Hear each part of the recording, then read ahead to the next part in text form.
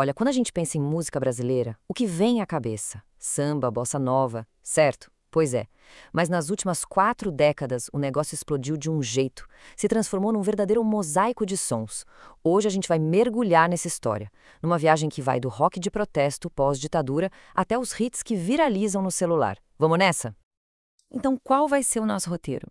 A gente começa sentindo a fúria do rock ali nos anos 80. Depois, vamos ver como a tradição do samba se reinventou completamente. Na sequência, a gente viaja para fora do eixo Rio-São Paulo para sacar as revoluções musicais que aconteceram por lá. Aí, tentamos entender como nasceu a nova máquina de fazer pop no Brasil e, por fim, a gente chega nesse cenário de hoje, essa loucura de ritmos para todo lado.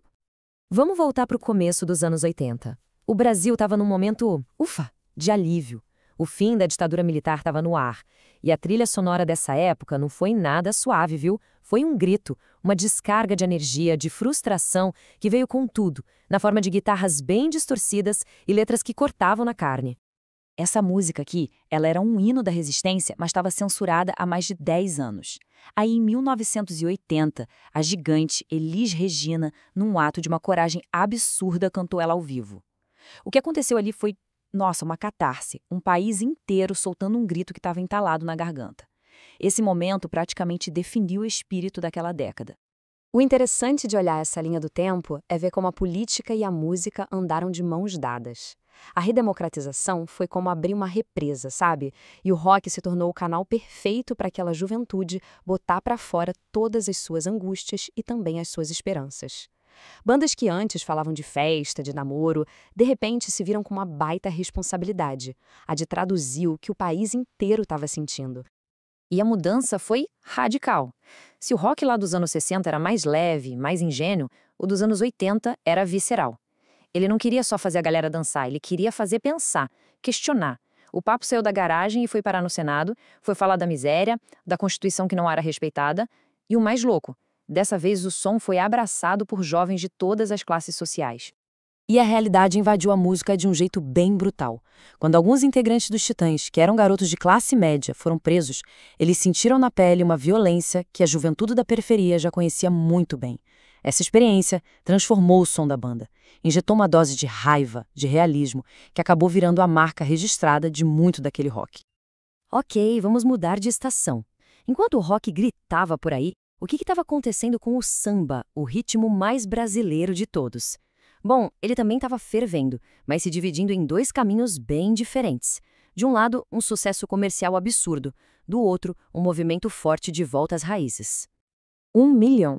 Esse foi o número de cópias que o sambista GP vendeu em 1984 com o álbum Mistura Brasileira. Foi a primeira vez na história que um disco de samba chegou nessa marca. Isso mostrou que o samba romântico, com aquelas letras mais sensuais, diretas, tinha virado uma potência pop, tocando sem parar nas rádios e na TV. Só que, longe dos estúdios, dos discos de platina, dos programas de TV, uma outra revolução bem mais silenciosa estava acontecendo. Nos fundos de quintal, nos botecos, nas quadras de escolas de samba, o samba estava reencontrando a sua alma, a sua essência de festa e de comunidade. Esse movimento ficou conhecido como pagode de raiz. O grupo Fundo de Quintal foi o grande pioneiro, trazendo instrumentos novos para o samba, como o tantã e o repique de mão, que deram outra cara para o som.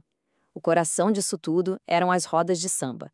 E foi numa dessas rodas que a gigante Bete Carvalho ouviu um jovem improvisador de mãos cheias chamado Zeca Pagodinho. O resto é história. Agora, a gente precisa sair um pouco do eixo Rio-São Paulo. Sabe por quê? Porque nos anos 80 e 90, o mapa da música brasileira foi totalmente redesenhado por 2 forças que vieram com tudo do Nordeste. Uma da Bahia e a outra de Pernambuco. Para a gente entender a explosão que veio da Bahia, a gente tem que olhar para essa invenção aqui, o trio elétrico. É genial.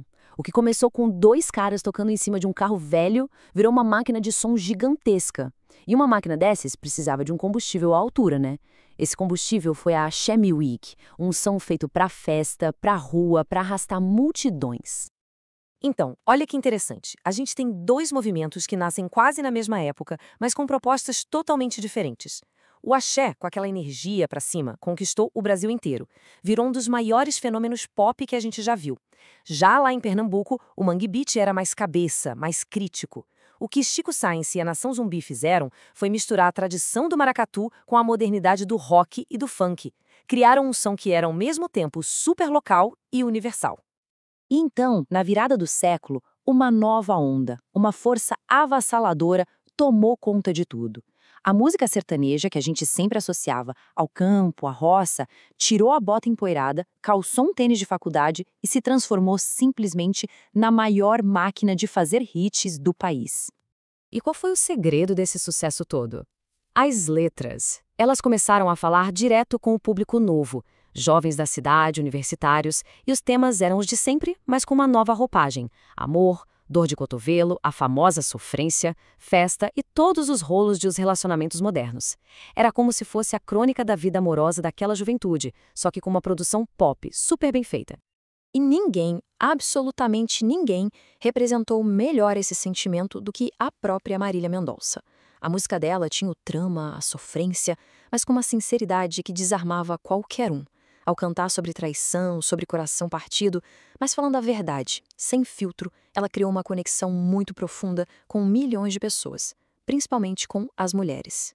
E se alguém ainda duvidava do poder dessa nova máquina pop, esse caso aqui tirou a prova. Aí Se Eu Te Pego mostrou como uma musiquinha regional, com a força da internet, podia cruzar o planeta. O sertanejo aprendeu, e muito bem, a usar as plataformas digitais para se tornar um fenômeno global. E com isso, a gente chega nos dias de hoje. O cenário musical brasileiro hoje nunca foi tão diverso e, ao mesmo tempo, tão dividido, tão fragmentado. A era do streaming, das redes sociais, criou um ambiente onde 1 milhão de gêneros e nichos diferentes convivem e disputam a nossa atenção o tempo todo. O funk carioca é o exemplo perfeito dessa fragmentação. Pensa bem, não existe mais um funk. O que começou como um som mais único, hoje se dividiu em vários.